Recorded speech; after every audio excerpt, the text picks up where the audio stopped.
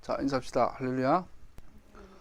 오늘 2018년도 첫 번째 토라 공부네요. 오늘은 114번째 민수기 19장 1절에서 20장 13절 공부해 볼게요. 여기 보면 그 유명한 붉은 암송아지 붉은 암송아지 이야기가 오늘 나와요. 파라 아두마 붉은 암송아지 이야기가 나오고, 연이어서 죽음, 시체 죽음으로 인해 부정해진 자. 그래서 오늘 세트예요. 붉은 암송아지의 가장 주 목적이 시체로 인해 부정해진 사람을 깨끗게 하는 거. 그 다음에 연이어서 오는 게 20장으로 넘어가면 이제 미리암의 죽음, 또 엘리야살 대제사장이 세습하는 거, 그리고 모세의 반역, 이런 이게 같이 연결되어지죠. 그러면서 오늘 붉은 암송아지의 이 제사, 이 주제는 신학자들, 또 주경학자들, 그리고 랍비들한테 가장 그 미스테리한 부분이라고 그래요. 정확하게 성막에 나오는 여러 가지 제사들은 선명한 이 교훈들이 있고 메시지들이 있는데, 이 붉은 암송아지는 너무나 예외적이에요. 우선 진 밖에서 드리는 유일한 제사, 그리고 진 밖에서 잡아서 도살하는 유일한 제사고, 진 밖에서 다 태워줘야 되는 제사예요. 그리고 어떤 피와 심지어 진 밖에 나가서 그 악성 피부병 환자, 소위 그 나병 환자를 만나더라도 제사장은 부정해지지 않는데, 이 붉은 암송아지를 도살하는 제사장도 부정해져요. 그러니까 아주 독특한, 기존의 제사 이 시스템하고 너무나 다른 특이한 제사라서 해석하기가 가장 어려운 부분 중에 하나이죠. 그럼에도 불구하고 여러 가지 교훈을 얻을 수 있고, 근데 붉은 암송아지에 대한 여러 가지 교훈들은 우리 신앙의 본질의 핵심과 연결되어진 것을 볼 수 있어요. 더 나아가서 아까 읽었지만 붉은 암송아지에는 세 가지 요소가 더해지죠. 백향목, 또 우슬초, 그리고 그거 붉은 실, 홍색 실을 더하여 있죠. 아까 말씀드린 것처럼 하나의 세트처럼 붉은 암송아지 공부할 때 가장 또 떠오르는 질문 중 하나가 아이러니예요. 하나님은 세상을 하나님 창조하셨고, 하나님은 생명 자체이시고 생명의 근원이시면 죽음은 어디서 왔는가라는 거죠. 마치 죄가 없으신 하나님이 세상을 창조하셨는데 죄는 어디서 온 거야? 이런 질문처럼 죽음이 없으신 생명이신 하나님이 세상을 창조하셨는데 이 죽음은 어디서 온 거야?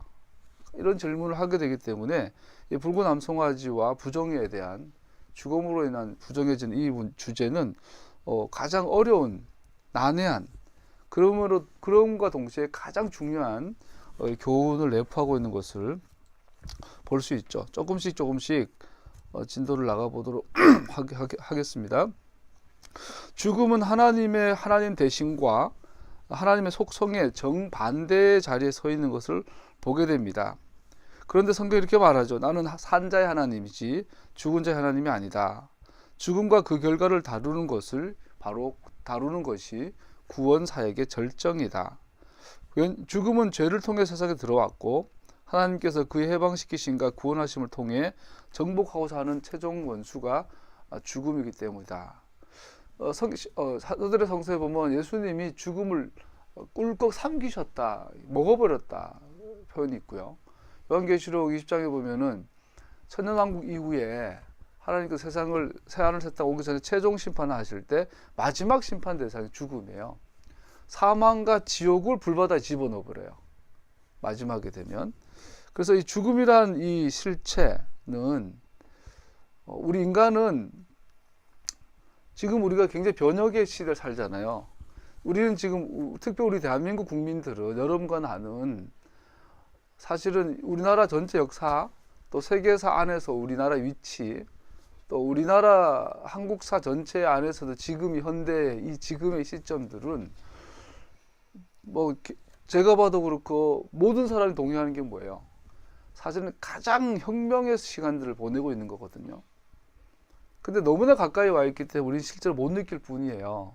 아마 후대가 이 시대를, 그저께 애들 데리고 1984, 1987 영화를 봤는데, 저는 그때가 중학생 때였으니까 그냥 뉴스에서나 보고 어른들 한 소리 들었고, TK 지역이니까 우리 교회 담임 목사님이 60항쟁 데모하러 집회 나가셨다가 막 경찰들한테 구타당하고 돌아오셨을 때 지금도 기억나요. 그 경상북도 안동에 우리 장로님, 권사님들이 얼마나 목사님 욕을 했던지.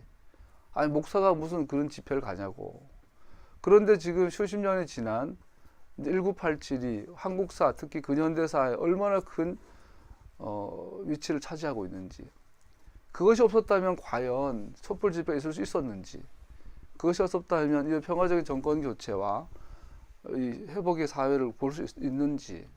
우리가 지나고 나면 그 시대의 의의가 새로워지죠.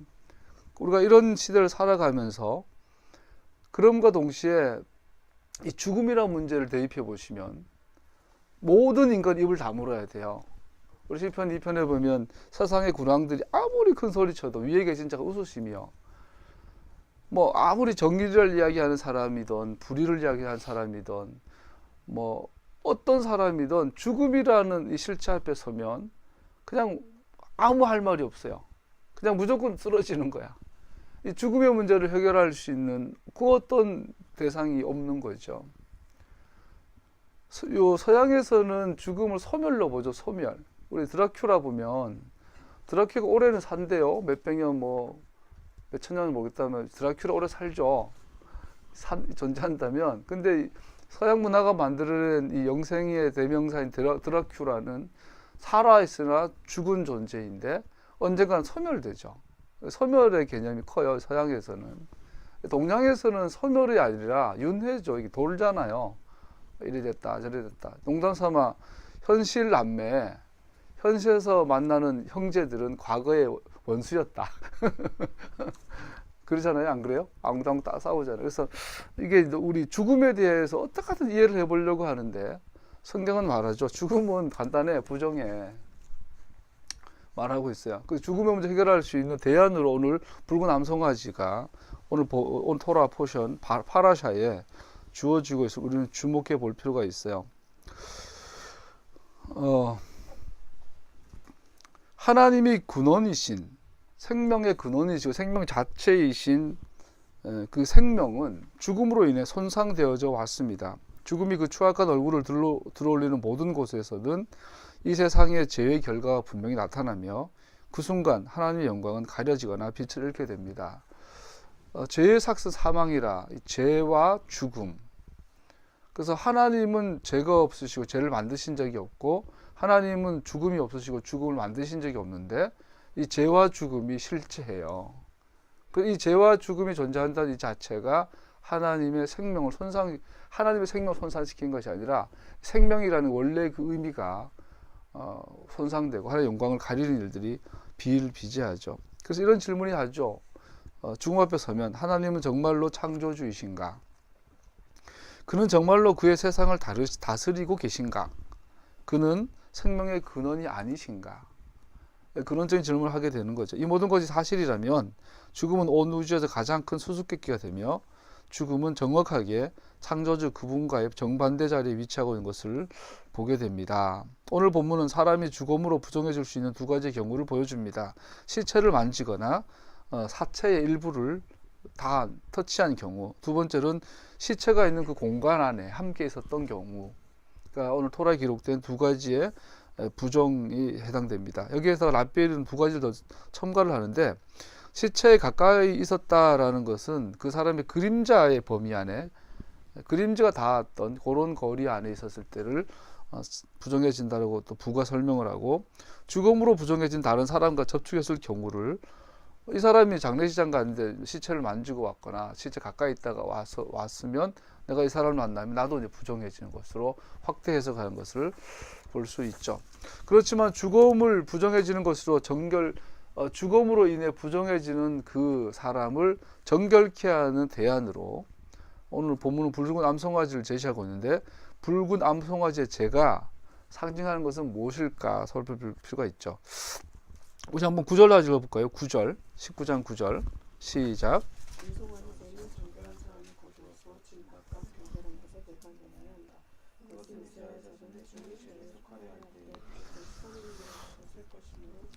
우리 개역 개정이나 또 우리가 읽은 세번역이나 영어 NIV에 보면 애쉬 돼 있어요. 붉은 암송아지 재라고 되어 있는데 원어에 보면 재가 아니라 먼지로 해석하는 게 더 적당하다 그러죠. 그래서 우리가 아담에게 아담아 너는 흙으로 돌아가라 했을 때 사실 흙이 아니라 너는 먼지니 먼지가 되어라 이런 뜻이거든요. 마찬가지로 붉은 암송아지 재가 아니라 붉은 암송아지를 태운 먼지, 거기에다가 정결한 물을 담아야 돼요. 이 정결한 물을 뭐라고 말하냐, 부정을 씻어내는 물 되어 있는데 우리 17절에 보면요, 그렇게 부정하게 되었을 때는 붉은 암송아지를 불사른 먼지를 그릇에 떠다가 그 그릇에다가 생수를 부어 죄를 씻는 물을 만든다. 생명의 물 두 가지예요. 붉은 암송아지를 태운 이 먼지와 생명의 물을 섞으면 이것이 부정을 씻는 잿물이 돼요. 이 부정을 씻는 잿물을 우술자에 적셔서 뿌려주면 시체에 닿아서 부정해진 사람이 정결해져요. 이게 우리 와닿지를 않죠. 그러나 유대인들에게는 이것은 굉장히 중요한 이야기죠. 자, 보세요. 6월절이 되면 전국의 아버지들이 또 유대인들이 예루살렘에 모여요. 오다 보면은 지금처럼 우리나라는 지금 화장 문화가 50% 넘었었다고 그러는데 과거에는 100% 매장이었죠. 특히 유대인들은. 근데 부자들은 산을 사고 굴을 뚫고 묻지만 가정묘를 하지만 가난한 자들은 그냥 아무데나 끌어 묻는 거죠. 길가에다가도 묻고 그냥 묻는 거죠. 우리나라 같은 경우는 땅을 깊이 파죠. 지역마다 다르지만 충청도 공주 쪽 가니까 수직으로 묻는 것도 봤어요. 관을 수직으로 묻기도 하고 막 한 키 넘는 깊이 묻는데 저희 경상도는 약 한 가슴 높이 정도로 관을 내리죠. 제주도는 그냥 그냥 지표면에 묻어버리죠. 제주도는 아주 놀랐는데. 근데 이게 평토장이다 그러죠. 이제 대부분의 시신 은하처럼 목관이나 석관이 아니라 그냥 신천에 싸매가지고 그냥 땅 묻어버리고 덮어버리는 거죠. 그러면 율법에 의하면 지나가거나 밟으면 부정해지잖아요. 문제는 부정한 것이 끝난 게 아니라 부정하면 성전 출입이 금지가 돼요. 6월절이 되면은 예루살렘 거리에는 세 줄이 형성이 된다 그러죠. 자기가 미크베 갔다 왔거나 부정한 제물을 뿌린 사람은 깨끗해진 상태예요. 깨끗했다는 의미는 성전 제사를 참여할 수 있는 상태가 된 거예요. 그러면 길 중앙으로 다녔다 그래요. 그런데 옆에 있는 사람은 접촉이 이게 터치가 되면 내가 더러워지니까 본인 스스로는 정결한 상태가 아니라고 생각하는 사람들은 길의 양옆을 가장자리로 걸었다 그래요. 이렇게 미크베 들어갈 때도 깨끗한 들어가는 줄과 내려가는 줄이 떨어져서 이렇게 서로 아주 조용하고 아주 많지만 아주 질서 있는 어떤 절기들이었겠죠. 그게 왜 그러냐면 예루살렘 올라오는 기간 동안 무덤을 밟았다거나 아니면 죽은 동물을 가까이 지나갔거나 하면 6월절 제사를 못 지내는 거예요. 이스라엘 백성으로서 절기에 참여하지 아니하면 이스라엘에서 제해져요. 죽음이에요, 죽음. 그러니까 이 부정해한 상태를 정결케 하는 문제는 유대인들에게 너무나 중요하죠. 그리고 미크베 갔다 오고 이거 다 하지만 특별히 부정한 잿물을 항상 그래서 3일째 되는 날, 7일째 되는 날 자기가 부득이하게 부정해지면 제사장 앞에 나가면 제사장이 뿌려줘요. 이렇게 우슬째 적셔서 그러면 그 사람은 깨끗해지고 제사에 참여할 수 있는 자격이 주어지죠. 그리고 아까 말씀드린 이 잿물을 구성하는 두 가지가 붉은 암송아지를 태운 먼지와 생명의 물. 암송아지의 먼지가 생명의 물 위에 뿌려지는 것입니다. 굉장히 중요한 너는 먼지다. 결국 먼지로 돌아가는 것이 인생이죠. 이거를 통해서 알 수 있는 것은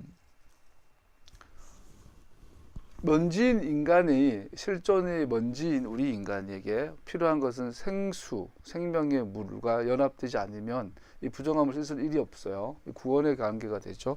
전형적인 메시아에 대한 그림자인 것을 볼 수 있어요. 첫 번째 붉은 암송아지가 상징하는 게 뭘까요? 일곱 가지 특징이 있는데 살펴보면 첫 번째 불다라는 사실은 의심할 법 없이 피를 말합니다. 그래서 오직 피만이 죽음을 이긴다는 사실을 강조하고 있습니다. 붉은 암송아지 이 훅하 율법의 신비한 핵심이 이것입니다. 죽음은 반드시 죽음으로 정복됩니다. 두 번째 붉은 암송아지 특징은 이 어린 암소는 어떤 흠도 없는 완전히 붉은 것이어야 합니다. 절대적인 순결한 생명을 상징하죠. 그 생명은 그 어떤 작은 것도 섞여 있지 않은 생명이어야 합니다. 붉은 암송아지는 진 밖에서 도살되었습니다. 세 번째 특징이 진 바깥에서 도살되었습니다. 아까 나눈 것처럼 다른 모든 제사들은 진 안에서 도살됐는데 이것만 진 바깥, 특별히 예루살렘 성전 시대는 예루살렘 성 밖에서 잡았다 그러죠. 어디서 잡냐면요, 솔로몬 성전이 있잖아요. 솔로몬 성전의 정동쪽에 골든 게이트가 있죠. 왕의 문이 있어요. 동문이 있죠. 그 동문과 전 일직성산에 보면 중간에 골짜기가 있고 감람산이 있어요. 감람산에서 일직선선으로 서쪽을 향해 고개를 돌리면 보이는 곳이 지성소예요. 그 자리가 포인트가 있는데 거기가 붉은 암송아지를 태우는 자리예요. 그래서 이 붉은 암송아지를 태울 때는 흙에 닿으면 안 되니까 거기는 돌을 깔아요. 돌을 깔고 백향목을 올리고 붉은 암송아지를 그 위에 올리고 화력을 최대한 올려야 돼요. 모든 피와 기름을 다 태워야 하니까. 그래서 송아지를 눕힐 때는 이 붉은 암송아지는 일종의 돌연변이종이죠. 이스라엘이 제2성전 그 모세 시대 이후에 첫 번째 붉은 암송아지를 잡아서 제물을 만든 것이 오늘 본문에 나오는 아론이 죽고 아론의 아들 엘레아살이 대제사장으로 있을 때 붉은 암송아지가 나타났고, 돌연변이 종이니까 매일 나타나는 게 아니잖아요. 뭐 몇십 년, 수백 년에 한 번씩 나타나는 거예요, 얘는. 그러면 제2성전 시대, 스룹바벨 성전 시대까지는 총 8마리가 나왔대요. 8번을 잡았고 그 이후에 한 번 해서 지금까지 이스라엘 역사에 있어서 붉은 암송아지는 총 9번 잡았대요. 그래서 유대인들의 이 컨셉에 있어서 10번째 붉은 암송아지는 메시아가 오시면 그때 나타날 거라고 믿는데요. 그래서 지금 제3성전이 준비가 다 되어 있지만 요번에 이제 트럼프가 꼴통짓이지만 영적으로는 굉장히 의미심장한 짓을 한 거죠.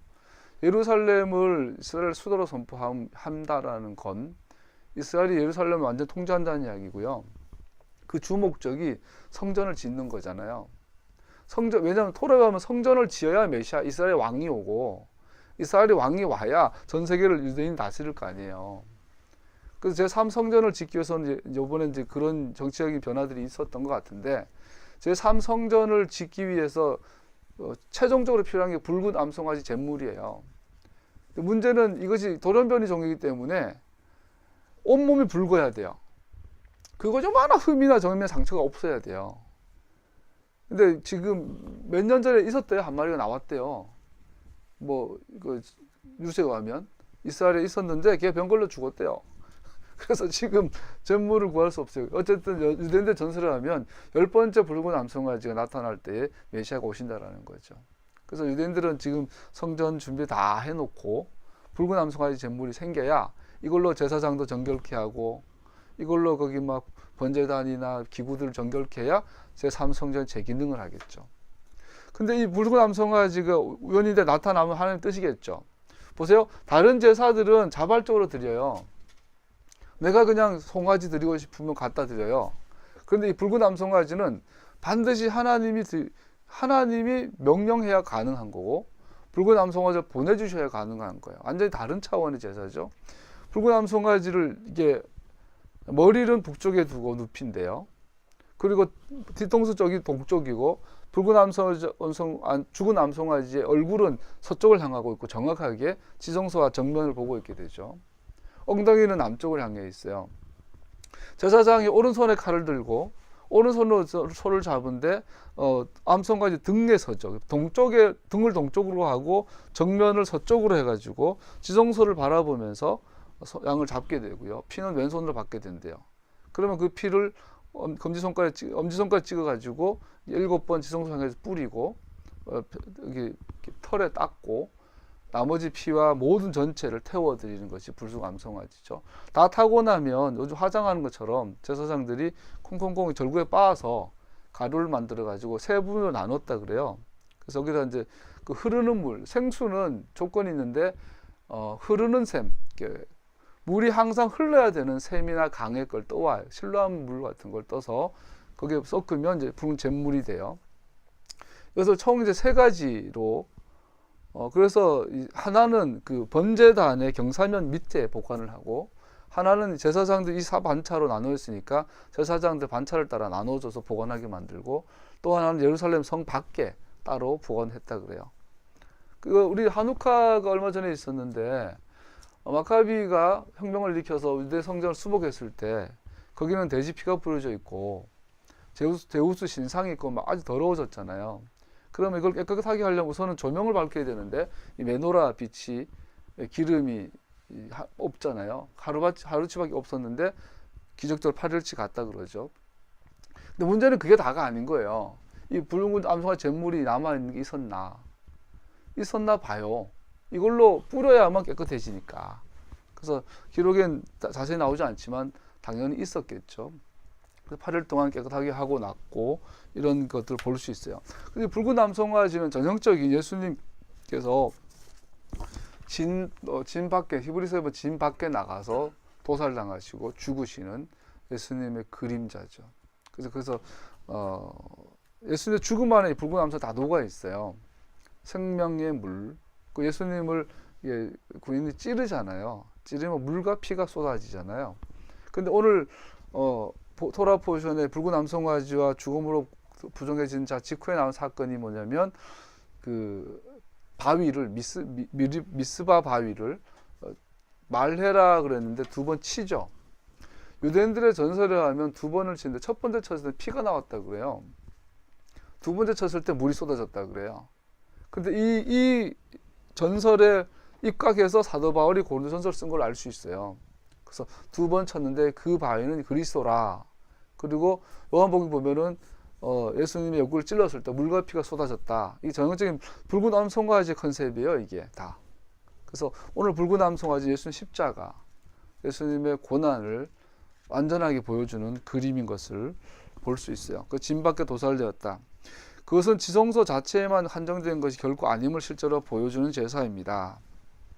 다른 모든 제사들과 구별되어진 희생 제물이라는 것을 상징합니다. 네 번째 특징은 붉은 암송아지 사체는 모든 고기와 남은 피, 뼈, 내장 모두를 진 밖에서 태우는데 그 전체가 진 밖에서 태워졌습니다. 특이한 건 이 붉은 암송아지는 먹어서도 안 되고 보통 이제 피를 번제단에 뿌리고 썼잖아요. 얘는 그냥 지성소를 향하여 뿌리기만 하고 나머지는 다 쏟아서 피를 다 태워야 돼요. 피를. 그러니까 피를 태워야 되니까 이 화력이 대단했겠죠. 전체로 태워드린 제사고, 이 전체로 태워드리는 제사의 특징이 흠향하다, 향기로운 제사다, 이런 의미를 갖고 있죠. 전체로 태워드리는 제사였습니다. 다른 누구에게도 아닌 하나님께 직접 드려졌다는 의미가 되고요. 하나님께만 드려진 제사라는 것을 보여주고요. 백성들이 의지로 노력으로 드린 제사가 아니라 하나님 명령을 따라 드려졌던 구별된 제사임을 보여주는 또 특징이 있고요. 다섯 번째 특징은 백향목과 우슬초와 홍색실을 더하였다라는 것은 완전한 정결함을 상징합니다. 백향목은 이게 향기 나는 나무래요. 향기 좋아서 100년을 둬도 비틀어지거나 썩거나 벌레가 먹지 않는 나무라 그러죠. 기쁘게 해드린 향기로운 제물이라는 것을 보여주고요. 하나님께서 그 제물을 온전히 받으셨음을 상징합니다. 성전 제사를 설명할 때 향기로운 제사 이런 표현들이 있잖아요. 흠향하셨다. 이것은 하나님께서 기쁘게 받으셨다는 이런 의미예요. 완전한 제물이라는 뜻이 되죠. 우슬초는 순결을 상징하죠. 우리가 6월절 곧 다가오는데 패싸게 되면 문지방에 피를 바를 때 우슬초에 적셔서 바르죠. 또 피부병 걸린 사람을 제사장이 찾아가 정결케 할 때도 우슬초에 피를 발라서 뿌리는 것을 볼 수 있어요. 이 우슬초는 항상 피를 만나서 순결함을 가능케 하는 상징적인 행위가 되죠. 또 붉은 실이 있어요. 홍색 실. 붉은 실 그러면 유대인은 딱 떠오르는 이미지가 있어요. 대속죄이 되면 두 마리의 염소를 구별하죠. 한 마리는 대속죄 잡아서 도살해서 그 피를 속죄소 위에 이게 뿌리죠. 그러면 이스라엘의 죄가 속하여지는 속죄 제사로 드려지고, 또 한 마리는 산채로 아사셀 염소로 바쳐질 때에 두 마리 가운데 어떤 놈을 도살하고 어떤 놈을 광야로 보낼지를 모르잖아요. 그런데 제비를 뽑죠. 제비를 뽑아가지고 아사셀 염소로 제비 뽑힌 놈에게 목에는 붉은색 실을 이게 목에 옥줄로 달았다 그래요.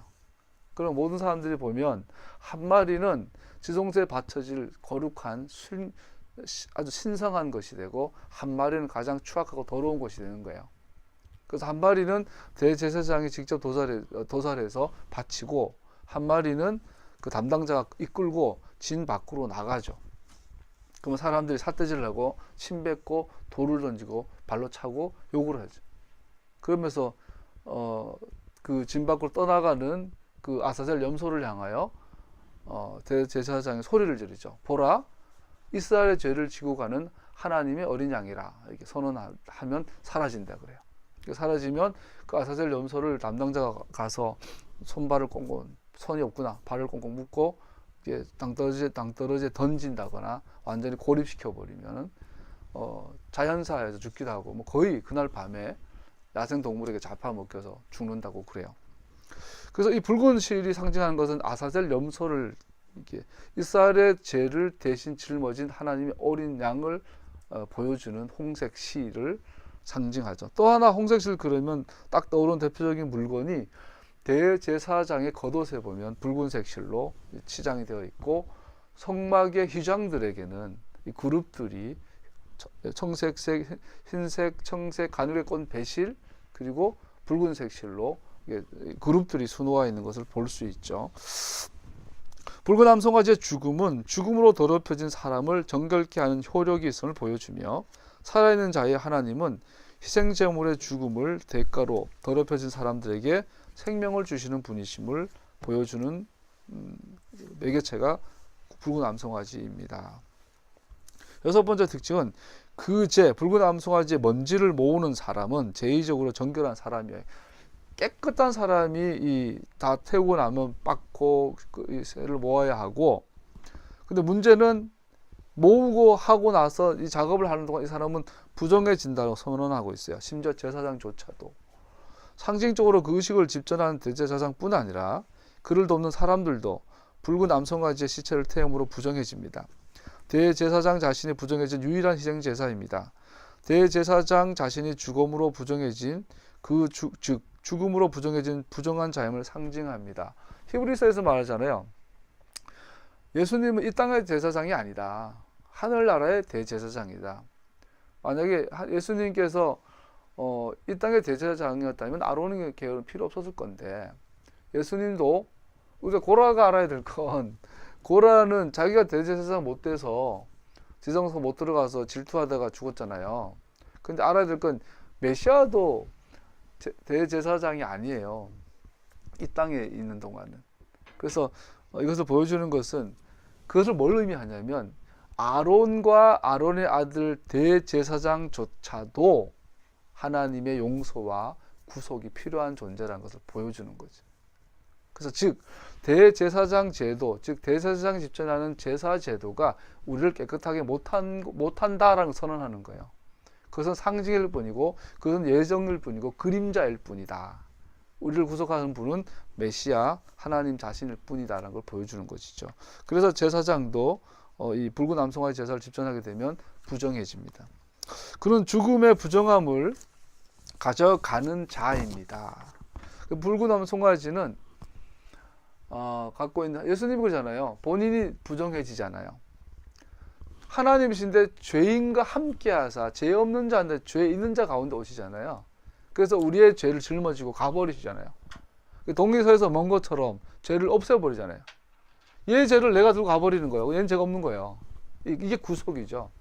죄의 대가를 지불하는 거죠. 일곱 번째 특징은 붉은 암송아지의 죄에 물을 쏟고 생명의 물을 쏟고, 생명의 물은 아까 말한 것처럼 이스라엘 영내에 있는 흐르는 물, 대표적인 실로암 물이죠.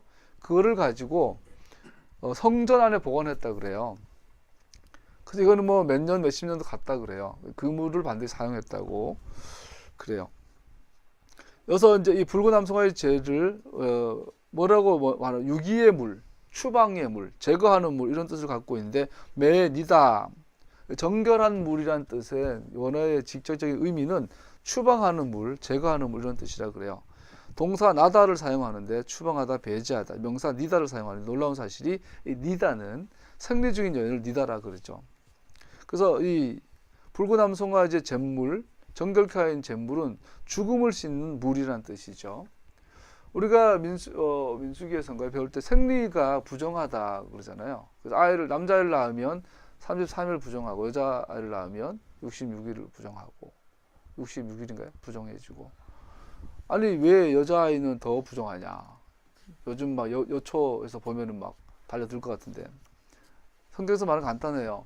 생리는 작은 죽음이라고 생리의 다른 별명의 작은 죽음이죠. 여자는 생리는 아이를 잉태한다라는 그림이잖아요. 여자는 아이 어릴 때부터 이제 난자를 다 갖고 태어난다 그러는데 생리는 그 생명의 가능성이 유기가 되는 거예요. 추방되는 거죠. 그래서 생리는 작은 죽음을 의미하고 그래서 부정하다라는 거죠. 여자라서 부정한 게 아니고 남자라서 덜 부정한 게 아니고 그 죽음 자체가 부정하기 때문에 하나님 앞에 나갈 없는 상태이기 때문에 부정하다라고 말하고 있는 거죠.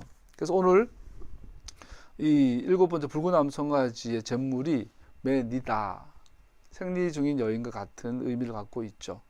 이것을 동시에 하나님 몹시 혐오스러워 한다. 에스겔을 보면 이 니다를 혐오스러워 한다. 여인이나 사람을 혐오스러워하는 것이 아니라 그 부정한 상태를 혐오스러워하는 거죠. 생리가 작은 죽음인 것처럼 제2적 부정함, 죽음으로 부정해진 사람을 정결케 하는 물은 죽음에 참여하는 것으로 묘사됩니다. 여기서 우리는 결론에 이릅니다. 죽음은 오직 죽음으로만 정복됩니다. 붉은 암송아지가 주는 가장 중요한 그 메시지는 죽음은 반드시 죽음으로만 정복됩니다 라는 거죠. 할렐루야. 그러면 질문해 보세요. 왜 죽음은 죽음으로 정복됩니까?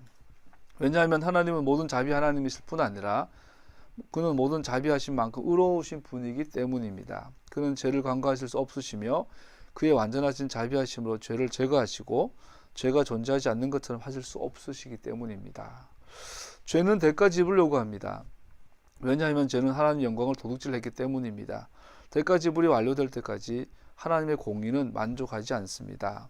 이 사실은 모든 희생 제도가 주는 요지들입니다. 하나님께서는 모든 방법으로 오실 메시아를 예고하고 계신데 메시아의 특징들이 붉은 암송에 다 드러나요.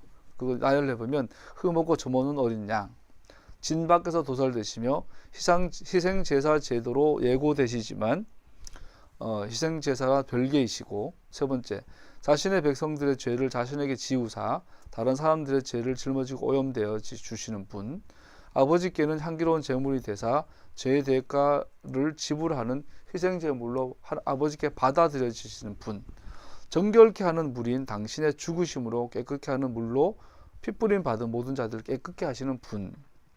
이러한 특징들이 메시아의 특징이에요.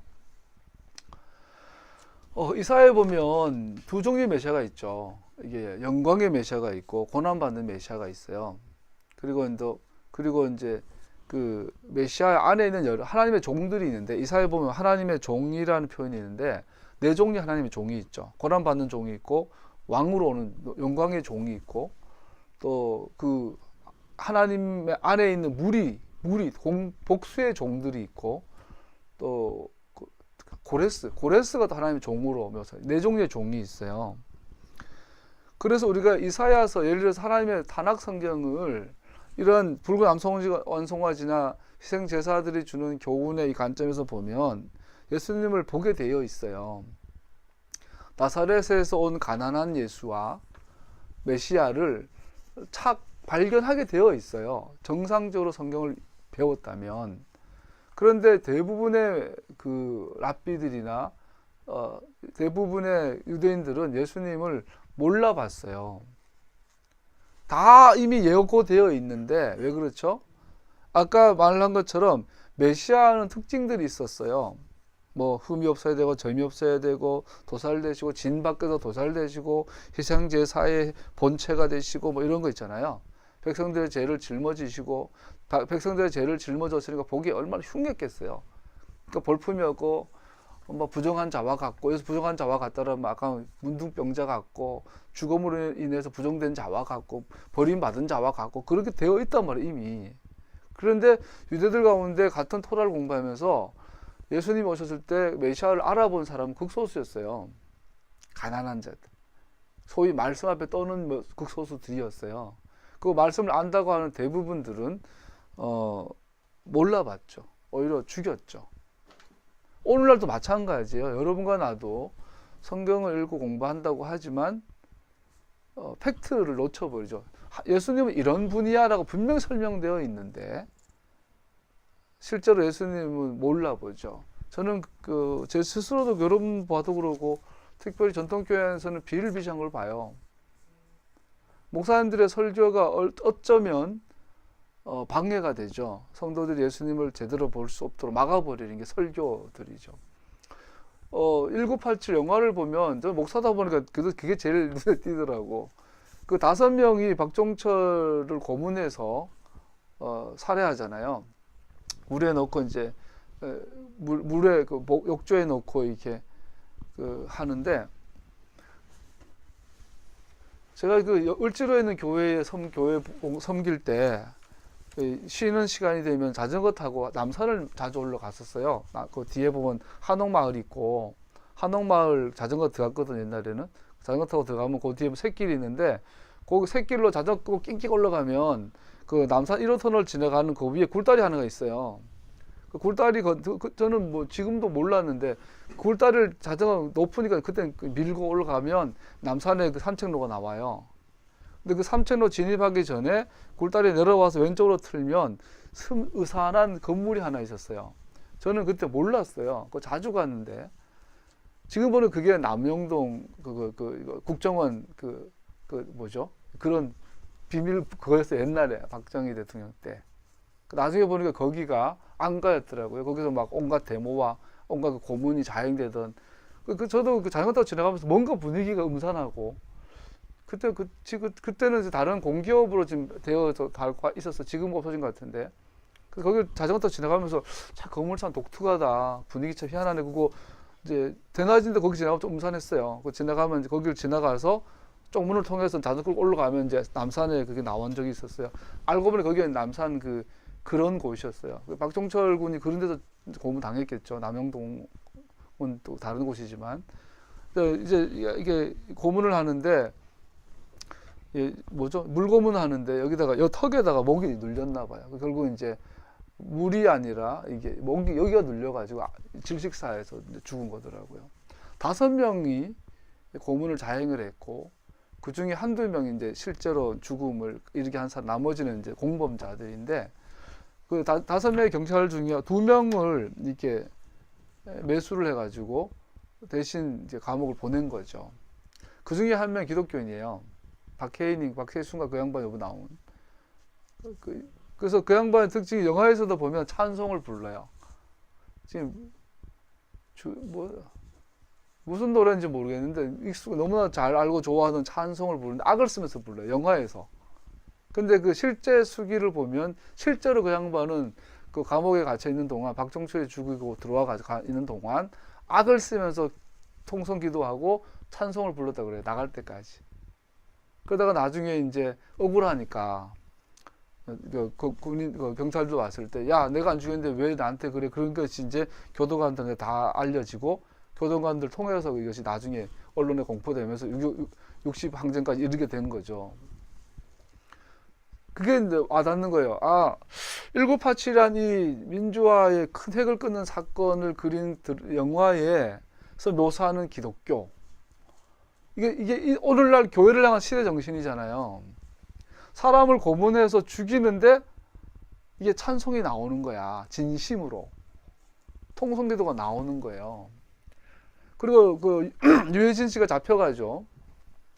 유해진 씨가 이제 그 비둘기 역할을 하죠. 이제 쪽지를 받아가지고 신부님한테 전달해 주는데, 근데 걸려요. 걸려서 다시 이제 박종철이 고문받던 그 건물로 잡혀가서 전기 고문을 당해요. 발가락의 한 끝에다가 물을 붓고 전기 찍고 이제 막 올리면 유해진 씨가 막 악을 쓰죠. 그때 그 고문을 자행하던 담당 경찰이 옆에 앉아서 책을 읽어요. 나는 그런 게 보여. 작은 소품이. 무슨 책을 읽고 있냐면 하나님의 사랑인가 뭐 이런 책이에요. 기독교 간증책이에요. 오늘날 영화라는 미디어가 아주 지금 전문가들이 지금 이해 못하는 사회 현상이라고 그러는데요. 이게 인터넷이 발달하고 이제 인터넷 영화를 다 다운 볼 수 있는 이런 시대가 오기 때문에 영화 사람이 죽을 줄 알았대요. 불과 몇 년 전에. 근데 오히려 이렇게 온라인이 활성화될수록 영화 사람이 더 크고 있대요, 지금 실제로. 그 스크린으로 보는 이 문화가 더 커지고 더 놀라운 건 9시 뉴스나 조선일보 같은 매개체들이 언론을 형성하고 언론을 주도했는데 영화는 기껏해야 뭐 스크린 올려가지고 몇 단 하다 많은 건데도 사회적 반향이 엄청나대요, 지금. 어느 미디어 못지않게. 그래서 영화가 하나의 작품 이상의 미디어 역할을 하고 있다는 이 사회적 현상에 전문가들이 지금 또 의아하다 그래요. 영화가 보여주는 것은 그 시대 정신인데 그 영화 1987년 영화가 보여주는 기독교의 시대 정신은 어떻게 표현할까요? 사이코패스죠. 사람을 죽이고 고문하는데 찬양을 하고 간증 서적을 읽고 감동을 받아요. 어쩜 이렇게 됐을까? 그렇죠? 아까 말한 것처럼 진리와 팩트는 연관관계가 있죠.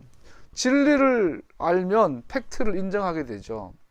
그러나 팩트를 안다고 진리 인정하는 건 아니에요. 그 반대는 확실해요. 진리를 내가 추구한다면 팩트를 무시할 수는 없어요. 내가 팩트를 믿고 팩트를 인정. 요즘 뭐 불신자 그 정의로운 사람들처럼 그들은 팩트를 찾아가잖아요. 사람 10명을 죽은 살인자가 있다고 쳐봐요. 그 살인자가 사람을 죽인 것은 팩트예요. 그런데 그 살인자도 자기 딸은 사랑해요. 자기 딸이 아프면 안절부절하죠. 이것도 팩트예요. 이런 팩트를 가진 사람이 법은 안 지켜요. 하나님의 존재 인정하지 않아요. 죽음 너머의 세상을 인정하지 않아요. 구원의 세계를. 그러니까 팩트를 갖고 있어도 진리를 못 봐요. 보기도 하고 못 보기도 해요. 그러나 반대는 항상 선이에요. 참이에요. 뭐냐면 진리를 아는 사람은 팩트를 반드시 무시할 수 없게 되어 있어요. 자, 이 촛불 집회라는 이 팩트, 그걸 통해서 사회 정의가 조금씩 회복되어 가고 있던 이 팩트를 우리가 정말로 하나님을 사랑하고 하나님의 말씀을 사랑하고 특별히 메시아닉이라면 이 사회적 팩트를 우리는 무시하면 안 되는 거죠. 오늘날 영화가 보여준 시대 정신이 팩트인데 이 시대 정신은 진리를 몰라요. 하나님을 몰라요. 그러나 하나님을 아는 하나님의 백성은 이 시대 정신의 팩트를 인정해야 되는 거죠. 그런데 왜 토라를 배우는 사람들은 팩트를 못 볼까요? 대공특수활동비 수십억을 보톡스 주사, 비아그라 주사에 사용하고 화장품 자기 집에 볼라 비용 되는 그 팩트는 왜 못 볼까요? 우리가 이거 다른 이야기 아니에요. 붉은 암송아지를 통해서 예수님을 안다면, 예수님이 진리라면, 그래서 붉은 암송아지가 진리라면 우리는 주변에 일어나는 팩트에 대해서 눈 감을 수 없는 거 아닌가요? 근데 눈을 감고 있다는 사실은 오히려 거짓을 자꾸 보는 거는, 이번에 나왔잖아요. 지금 민족연구소에서 박정희 대통령이 그 문경초등학교 교사하다가 일본 그 육군 사관학교 가고 싶은데 안 받아주니까 혈서를 쓰잖아요. 일본 천황에게 충성 명세를 손가락 찝어가지고 피내가지고 혈서 쓰잖아요. 거기에 감동해가지고 이 박정희가 만주 군관학교 입학을 하잖아요. 이거를 보도를 했더니 거짓말이라고 정미용이랑 변희재인가 이 사람들이 고발을 했는데 대법원에서 최종 판결이 났잖아요. 역사적 사실이라고. 박정희 대통령은 남노당 뿌락지였죠. 여수 반란 사건에서 보이지 않는 주동자였고 동료 200명을 고발한 아주 이거는 배신자잖아요. 그리고 공산주의자였잖아요. 박정희는 친일 공산주의자잖아요. 그거 역사적 팩트잖아요. 근데 그런 사람이 반공을 메카시즘을 이야기하면서 본인이 메카시즘을 활용해가지고 정권을 창출해 나가는 이런 팩트를 있잖아요. 그런데 그때 대부분의 기독교인은 산에서 기도하고 방언하고 예언은 하는데 역사적 팩트는 무시했죠. 그 결과가 오늘 한국 교회예요. 그래서 한국 교회는 먹히지 않아요. 사람을 고문하고 죽인 옆에서 찬송하고 간증하는 것이 가능한 사이코패스가 되어버린 거죠. 심지어 메시아닉 안에서도 토라를 공부하는 교회들조차도 그러고 있는 거죠. 끔찍하고 무서운 이야기예요. 코션은 지키는데, 샤밧은 지키는데, 절기는 지키는데, 키파 덮어 쓰고 토라 리딩은 꼴랑꼴랑 하는데 어떻게 팩트는 무시하냐라는 거죠. 같이 가야죠. 같이 가자. 붉은 암송아지를 통해서 메시아에 대한 확실한 그림을 보여주고 있어요, 지금. 그런데도 유대인들 몰라봤어요. 왜? 지 보고 싶은 거 본 거야. 붉은 암송아지 오늘 우리 주 무서운 경고예요. 네가 정말로 성경을 믿고 정말로 성경대로 할라카를 하고 싶으면 한다면 주변의 팩트를 보게 될 거다 라는 거죠. 세상이 바뀌고 있어요. 동학운동은 실패했죠. 정치적으로. 4.19도 실패했어요. 결과적으로. 60 항쟁도 실패, 5.18도 실패했어요. 그런데 촛불 집회 그 모든 것들을 한꺼번에 성공시켜버렸어요.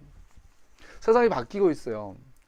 많이 바뀌고 이제 보수는 더 이상 설 곳이 없을 거예요. 앞으로요. 계속.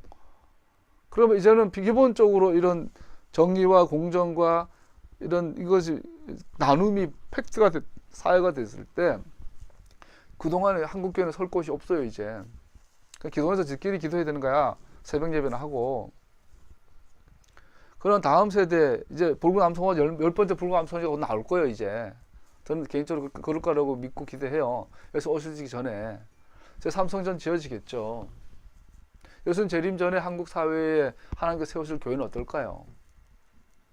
지금 중국이 우리나라보다 훨씬 앞서서 뭡니까 이거 QR 코드 이걸로 지금 개인 결제가 어마어마하게 지금 뭐 잘 되고 있다면서요. 우리나라는 막 카드 꺼내고 막 수수료기 할 때 걔들은 중국 거지들이 QR 코드로 주고 한데 거지들이 여기다가 이거 알아요? 중국 거지들은 QR 맞나요? 그거 마크 네모난 거 여기다가 이거 카드 들고 있다가 한 푼 주십시오. 이루야 말고요. 찍어주세요. 한 번 찍어주세요. 이런데 그렇게 바뀌고 있어요. 이게 세상이 어마어마하게 지금 바뀌고 있어요. 모든 게. 근데 우린 이 변화를 담을 수 있는 토라가 갖고 있지 않죠. 토라로 돌아가면 돼요. 성경을 그냥 정직하게 읽기 시작하면 예수님이 어떤 분인지 알게 돼요. 붉은 암송아지 우리가 주는 경고예요. 니들이 토라 공부하면 팩트를 무시하지 못할 텐데 그렇게 샤밧이라고 모여가지고 돼지고기 안 먹는다고 콘서트 치면서 랄랄라 거리는 게 아닐 텐데 어떻게 토라를 공부한 놈들이 눈을 감냐. 이번에 6월 달에 있는 지방선거를 보면 또 알겠죠. 교회가 얼마나 또 엉뚱한 짓을 할지. 자, 여러분과 나는 뭐 지금은 뭐 어린아이 같은 단계이지만 눈이 더 열려서 봐야 될 줄 압니다. 미리암이 죽습니다. 뭐 넘어가고요. 모세와 아론에게 백성들이 또 물이 없어서 불평을 합니다. 옛날하고 양상은 좀 다릅니다. 지금 이 사람들은 지금 38년이 지났어요. 이제 지금 19장과 20장의 사건에 38년이 훅 지나간 거예요. 타임이 랩이 일어난 거예요. 그래서 앞에 이 사건 붉은 암송아지 사건 때까지는 48년 전이고 이 가데스 바네아 가데스에서부터 이제 신광야로 올라간다는 것은 그 땅의 남쪽 네겝 지방 네겝 땅 가까이 올라가고 있다는 거거든요. 곧 정복할 거예요. 이제요. 그럴 때 마지막으로 이제 1세대 다 죽었고 이 세대가 일어나가지고 똑같이 1세대처럼 물이 없어서 모세와 아론에게 대적을 하고 있는 거죠. 근데 조금 달라요. 이번에는 하나님에 대한 원망보다 모세와 아론이 왜 리더십을 제대로 발휘 못하냐. 전후 사장을 보면 모세가 물이 없게 된 거에 대한 정치적인 어떤 책임을 묻는 분위기예요. 보면 나중에 모세가 하는 말씀 불순종하죠. 모세에게 뭔가 문제가 이런 걸 볼 수 있어요. 동시에. 그래서 아까 말한 것처럼 이 바위를 명하여 물을 내라 했는데 두 번을 쳤죠. 유대인들 전서에 첫 번째 칠 때는 피가 나왔고 두 번째 칠 때는 물이 쏟아졌다 그래요. 그래서 이것을 통하여 모세는 미리암처럼 물 때문에 불평해서 그 땅에 못 들어가게 된 1세대 이스라엘 백성들처럼 모세와 아론도 그 땅에 못 들어가요. 네가 사람들 앞에서 나의 거룩함을 드러내지 않았다. 아주 무섭고 또 엄중한 사건을 우리가 봤습니다. 바울이 이렇게 설명합니다. 형제 자매 여러분, 난 여러분이 이 사실 알기를 바랍니다. 우리 조상들은 모든 구름의 보호 아래 있었고 바다 가운데서 지나갔습니다. 바다 속에 소래받았고 모세에게 속하였습니다. 그러면서 신령한 바에서 물을 마신 것입니다. 그 바위는 그리스도였습니다. 이렇게 하죠. 하나님은 기적적으로 광야에서 물을 공급하였습니다. 기적적인 하나님의 공급을 그들은 믿었어야 했습니다. 그건 믿지 못했고 하나님께서 그의 백성들을 위해 역사를 통해 이루신 모든 것들로 말씀하시는 구원의 이 메시지를 읽지 못했죠. 그 이야기가 기록되어 있습니다. 말씀을 마무리하죠.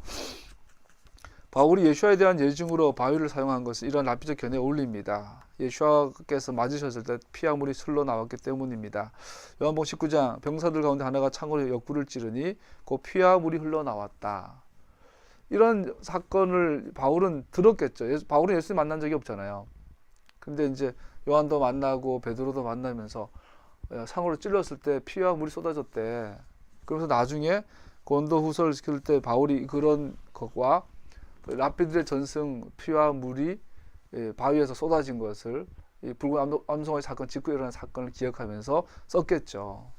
그 바위는 예수 그리스도입니다. 라고. 이 말에 뭐가 녹아 있어요? 아까 말씀드린 것처럼 이 바위가 예수 그리스도의 사건과 오늘 토라 포션은 붉은 암송아지 사건을 연결하고 있어요. 이 붉은 암송아지는 예수님에 대한 정확한 그림이에요. 하나님의 영으로, 성령의 한락하 이거예요. 하나님의 영으로 감동받아 붉은 암송아지를 공부했다면 나사렛 예수와를 알게 되어 있어요. 근데 그 많은 랍비들이 성경을 읽고 붉은 암송아지를 연구를 했지만 하나님 영으로는 하지 않았던 거죠. 그러니까 예수님 오니까 정작 예수님 오니까 못 알아보기는커녕 죽여버리죠. 그래서 그 바위는 예수 그리스도였다. 보는 자는 보고 들을 자는 들을 거다. 오늘 우리에게도 마찬가지예요. 토라를 공부하고 메시아닉 교회를 다니고 뭘 다 해도 성령이 한락하는 그거예요. 성령이 한락하는 막 토라를 오늘 본문의 마지막이 그거예요. 1세대가 또 2세대는 살아나지만 미리암과 모세와 아론이 모두가 광야에 죽은 원인이 뭐냐라는 거예요. 그것은 한락하를 율법 하나하나를 지키지 않아서가 아니라 불신앙 때문이었다. 모세는 죽으면서 자기 시체를 가지고 지금 시체는 보이지 않지만 아론과 모세는 자기의 죽음을 통해서 마지막 호소가 있는 거예요. 내가 이렇게 죽는 것은 불신앙 때문이야. 성경을 읽고 듣는데 못 알아듣는 거야. 너네들이 지금 알아들어야 돼. 이 알아들어야 된다라는 거 예수님도 제일 많이 강조한 게 어린아이 같아라. 귀가 열려야 된다. 봐야 된다. 이사야도 아까 그 혐오스러운 이야기 나오잖아요. 그 리다 할 때 생리하는 여인 그러면서 혐오스러운 것 할 때 이사야 1장의 제물들을 하나님께서 악취가 난다 그러거든요. 향기로운 제사가 아니라 이사야 1장은 어느 시대보다 가장 많은 기도와 가장 많은 제물을 드리던 시대였는데 오늘로 말하면 교회가 가장 부흥성장하던 시기였는데 그때의 예배를 이사야는 뭐라고 말하냐면 악취가 난다. 냄새가 나니까 제발 누가 성전문 닫아버려라. 예배 그만 드려라. 싫다. 토가 나온다 이런다고요. 이 붉은 암송아지를 통하여서 너가 내가 이 시대를 향한 눈이 열리지 않으면 말짱 돌목 정도가 아니라 죽어. 부정을 씻을 수가 없게 되는 거지요. 그는 물은 자신의 하나님의 사비는 선물인 것을 모세의 실수는 그거였어요. 이 물은 모세가 자신이 낸 것이 아니라 모세가 말할 때 보면 내가 너희들 위하여 물을 내랴 치거든요. 이 말 보면 모세 자기의 능력을 하는 것처럼 그러나 모세는 알았어야 합니다. 그 물은 하나님 자신의 자비로운 선물인 것을 백성들로 알게 하는 것이어야 했습니다. 그는 마치 자기 자신의 능력으로 물을 내는 것으로 백성들로 믿게 하는 것처럼 보였습니다. 그는 명백히 백성들의 눈에 하나님을 거룩하게 여김받는 것에 실패한 겁니다. 그는 백성들의 필요를 채우며 하나님의 역할을 강조하는 것에 실패하였고 대신에 백성들로 필요한 물을 내는 것은 자기 자신의 행동으로 되었다는 인상을 갖고 떠나게 만들어 버렸습니다. 주님께서 모세와 아론에게 말씀하셨다. 너희는 이스라엘 자손이 보는 앞에서 나의 거룩함을 나타낼 만큼 나를 신뢰하지 않았다. 그러므로 너희는 내가 이 총에 주기로 한 그 땅으로 그들을 데리고 가지 못할 것이다. 놀랍지 않아요? 모세는 토라의 대명사예요. 모세의 말은 또 곧 하나님의 말씀이에요. 그런 모세가 늙어서 어떤 이유에서든지 변했어요. 그래서 결국은 모세가 사람들을 하나님께 초점을 맞추고 사람들이 하나님을 보게 만드는 것에 방해꾼이 되고 있다는 거예요. 지금 붉은 암송아지의 주제가 같이 연결이 되고 있어요. 우리는 내일 되면 많은 목사님 설교를 할 건데 거의 이건 설교하면 할수록 교인들이 하나를 더 못 보게 만들 수도 있어요. 성경 공부하면 할수록 못 볼 수도 있어요. 어린아이가 같은 거, 하나님 은혜에 대한, 하나님 선물에 대한 있어야 할 줄로 믿어요. 그 상한 심령은 가난한 마음이죠. 상한 심령. 놀라워. 인간은 별거 없나 봐요. 등 따시고 배부르면 100% 떠나요. 예외 없어요. 등 따시고 배부르면 인간은 일부러 막 자학하고 막 일부러 이게 그렇게 하라는 건 아니지만 고난의 이게 역설이에요. 고난의 역설, 신앙의 역설인 것 같아요. 하나님의 백성들의 공동체 내에서 권위를 위임받은 사람들에게는 언제나 위험한 것이 있습니다. 마치 백성들로 그들 자신의 위임받은 사역이 하나님 자신보다 백성들을 위한 축복의 근원인 것으로, 자신이 축복의 근원인 것으로 생각할수록 하도록 인도할 수 있습니다. 반대로 하나님 백성들 가운데 지도자는 계속해서 백성들에게, 하나님의 백성에게 축복의 유일한 근원이시고 그의 위대하심과 자비하심을 강조하며 이 핵심적인 실체에서 백성들이 멀어지게 하는 그 어떤 것도 하지 말아야 합니다. 좋은 목사가 누굴까요? 인품 좋은 거, 실력 좋은 거 다 좋죠. 가장 좋은 목사는 중간에 안 끼는 거예요. 백성과 하나님 사이에 끼어들지 않는 거예요. 어떤 경우는 목사님이나 전도사님이 너무, 사역자들이 너무 사람이 좋아서 정말 교인들한테 위로도 되고 힘도 주고 할 때가 많아요. 근데 그게 방해가 될 때도 많아요. 또 우리는 정말로 지혜롭고 겸손하고 정말로 우리 현명해야 될 것 같아요. 마무리하겠습니다. 모세 뒤만큼의 이 사실은 오늘날 우리에게도 진리입니다. 예수와는 몸의 머리이시기에, 그래서 하나님의 축복이 흘러나오는 바로 그분이시기에 그의 회중의 지도자들은 끊임없이 계속해서 백성들로 그분께 초점을 맞추도록 해야 합니다. 메시아의 회중의 모든 지도자들의 목적은 백성들이 자기 자신이 아니라 전능하신 분을 더욱 의지하도록 백성들을 강하게 하는 것입니다. 붉은 암송아지, 오늘 토라 포션, 붉은 암송아지, 죽음으로 말미암아 부정되어 하나님 앞에 나아갈 수 없는 자들, 그들은 꼭 붉은 암송아지를 통해서만 깨끗함을 회복하고 나아갈 수 있는 대한 길이 있어요. 그 직후에 모세의 이 왜곡, 모세의 타락까지는 아니지만 모세의 이 나쁜 쪽의 변화, 하나님을 보도록 해야 되는데 모세 자신을 보게 만드는, 우리가 하나님 앞에 하나님을 직시하고 직면하게 하는, 방해되지 않도록 우리 얼마나 조심하며, 이것이 하나님 아까 했어요. 탈무드 안에 오랄 토라를 집대성한 미시나가 있고, 이 미시나에 대한 주석을 단 교마라가 있어요. 이 미시나 교마를 한 것에 포함한 게 탈무드인데, 이 탈무드를 해석하는 법전이 할락하고, 이 탈무드에 있는 법전을 대한 적용하며 교훈으로 뺀 건 아가다인데, 이런 큰 이 분량 앞에 매몰되어 버려서 탈무드를, 상식적으로 탈무드를 공부하고 할라카를 공부할수록 하나님을 알아야 되는데, 놀랍게도 탈무드를 공부하고 아가다를 공부할수록 우리는 랍비들에게 매몰되어 버리는, 오늘날 우리는 기독교라는 종교에 매몰되어 버리는, 메시안이라는 교회에 매몰되어 버리는 여러분가 될 수도 있어요. 다시 말씀드리죠. 진리를 알면 팩트를 봅니다. 팩트를 아는 손석희는, 팩트를 아는 주진우는 하나님 못 봐요. 그러나 그들은 정의롭고 그들은 팩트를 아는 자들이에요. 그러나 그들은 죽음의 문제를 해결하지는 못해요. 그러면 반대로 하나님을 아는, 하나님 말씀을 배우는, 진리를 아는 우리는 반드시 팩트를 봐야만 돼요. 붉은 암송아지와 모세를 통해 우리는 그러한 경고를 현실적으로 받고 있다고 생각합니다. 여러분과 나는 회복되어지기를 축복합니다. 기도하겠습니다.